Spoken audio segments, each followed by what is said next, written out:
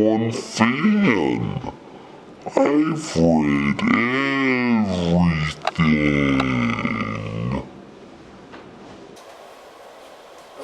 Where am I? Sidewinder, Colorado. My name is Annie Wilkes, and I am... Yeah, I know. You're my #1 fan. Yes, that's just what I am. Here, take these. It will help the pain. I've read all of your books at least twice, and the mystery novels, which are my very favorites, 4, 5, even 6 times. I only wish you could write them faster. I just can't get enough of them. When I found you, I could hardly believe my patient was really the Paul Sheldon, even after I checked your ID. Now, why would you get some rest? You'll need it if you want to heal your broken legs. I finally got your book 2 days ago, Misery's Child. I love it. It's as good as all the rest. Better. Best. Thank you, but Miss Wilkes, the pain, my legs, please. The pain. I knew she should marry Ian, and I believe Joffrey and Ian will become friends again. Eventually. Do they? Wait, don't tell me. I want to find out for myself. I'm making it last. It always seems so long before there's another one. Please, Miss Wilkes, the pain. Call me Annie. All my friends do. I took the liberty of looking in your little bag. You don't mind, do you? No, please, but... I see there's a manuscript in there. It's called Fast Cars. Not a misery novel. I know that. No cars in the 19th century. Fast or otherwise. Haha. I always took the liberty of glancing through it. You don't mind, do you? No, of course not, but the medicine. And if I read it, you wouldn't mind if I read it? No. Because I would never presume to do such a thing without your permission. I would never. Okay, but can I please just have the pills with my legs? Thank you. Paul, I've read 40 pages of your manuscript book, and I don't think he's as good as your others. It's hard to follow and keeps jumping back and forth in time. Technique. It's technique, that's all it is. The subject dictates the form. The boy's mind, you see, is confused, and so... Yes! And he's very confused, and that makes him less interesting. And the profanity, every word is that F word. It has no nobility. Yes, I understand what you mean, Annie. It's true that Tony Bonsaro has no nobility. He's a slum kid trying to get out of a bad environment, you see. And those words, everybody uses those words. They do not!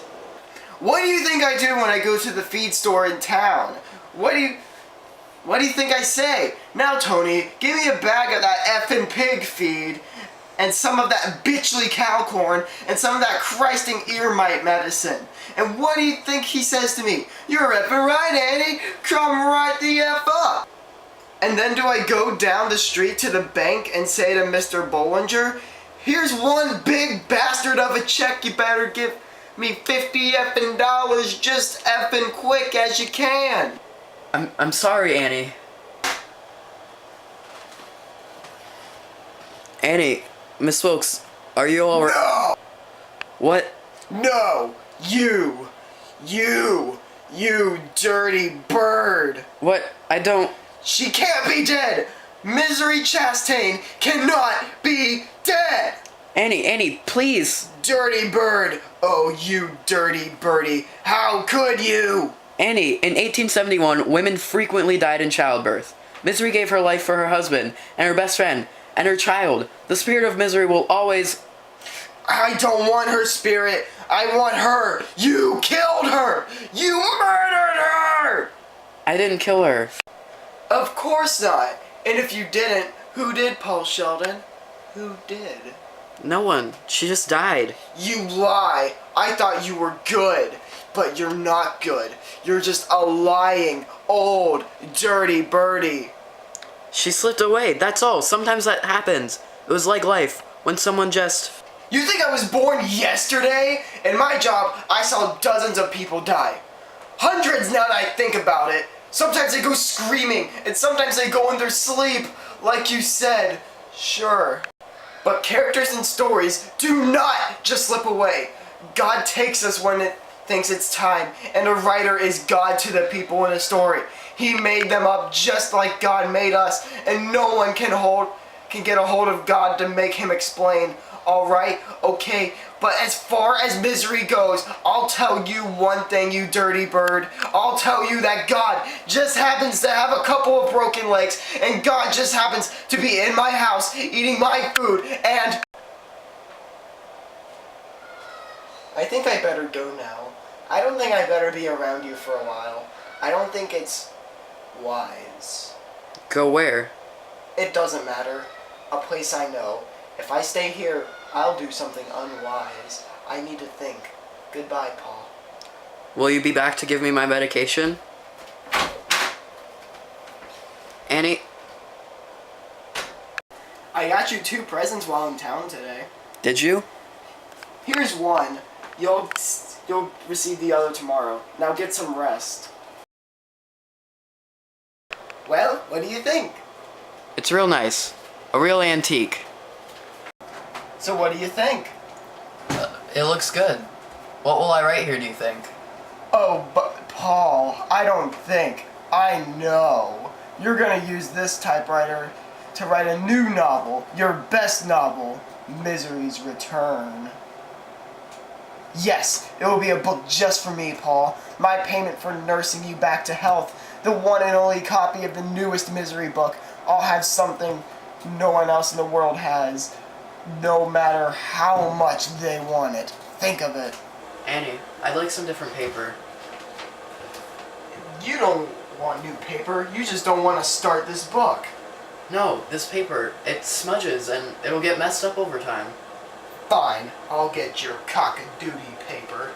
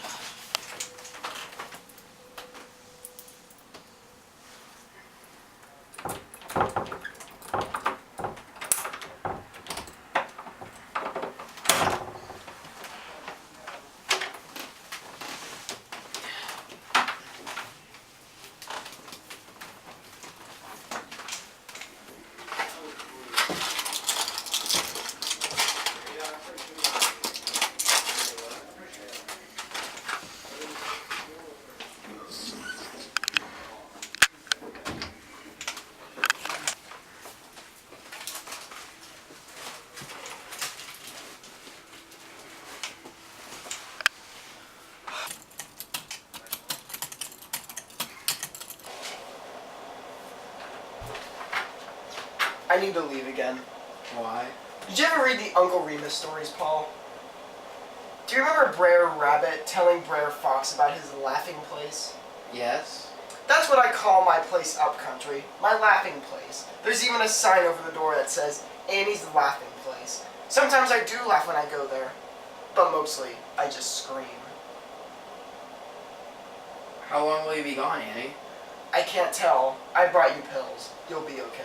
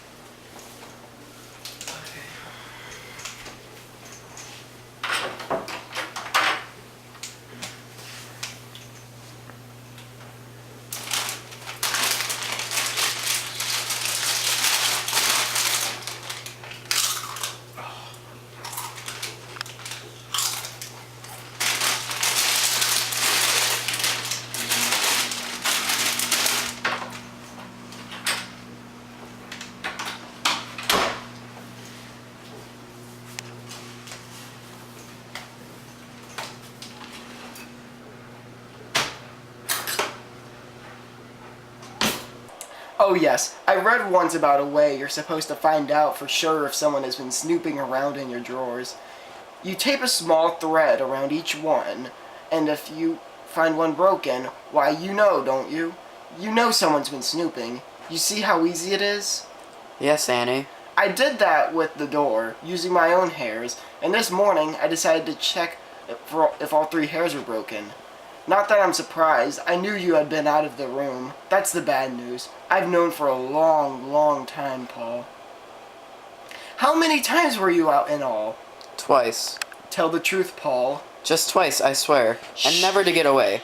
For Christ's sake, I'm writing a book here, in case you hadn't noticed. Shut up, Paul.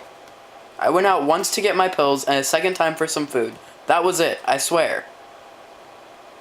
Tell the truth, Paul. How many times did you go out? I am telling the truth. I swear, I swear. Oh, liars can swear. Liars love to swear. Well, go ahead and treat me like a fool. Treat a woman who isn't a fool if she were, and that woman will always come out ahead. Let me tell you, Paul, I've put hairs all around this house and have found many of them snapped or just completely gone. Not just on your door, but in the hallway and across my dresser drawer upstairs, in the shed, all over. Now, you could go ahead and tell me that you only went out twice, Mr. Smart Guy, and I'll tell you who the fool is. Annie, how in God's name could I get upstairs? Oh, right. Oh, sure. I came in here a few days, and you managed to get into your wheelchair all by yourself. If you could have done that, you could have gone upstairs, you could have crawled. Yes, on my broken leg and shattered knee. You don't want to get smart with me, Paul. Well, Annie, one of us has to at least try, and you're not doing a very good job. If you just try to see how... How many times? 2. The first time to get medication, Yes. and the second time to get food. Yes. Once for medication, and once for food. Yes. Yes, Annie. Now, I'm getting dizzy. Can you just... I investigated under your mattress a little before I woke you up. I expected to find medicine, but the knife? Well, I almost cut myself. But you didn't put it there, did you?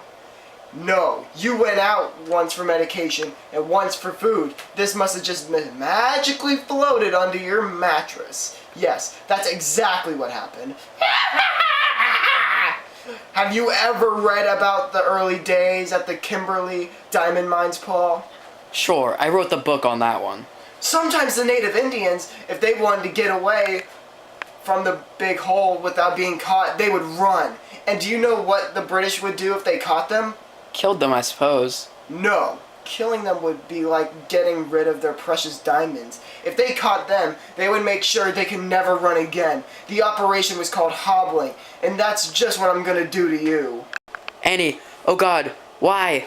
Don't worry, I'm a trained nurse. Annie, no, no. Annie, no.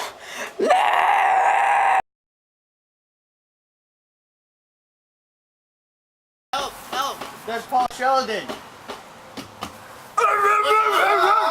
No! Ah!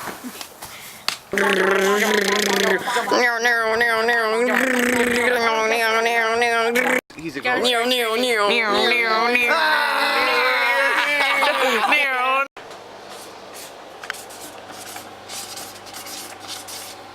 Finally. Paul, what are you doing? It's done. And it's good, Annie. You were right. The best of the misery books. Maybe the best thing I ever wrote. Now, I just did a little trick. It's a good one. I learned it from you. But Paul, you can't. Why are you burning misery? Too bad you'll never read it. False modesty aside, it was better than good. It was great, Annie.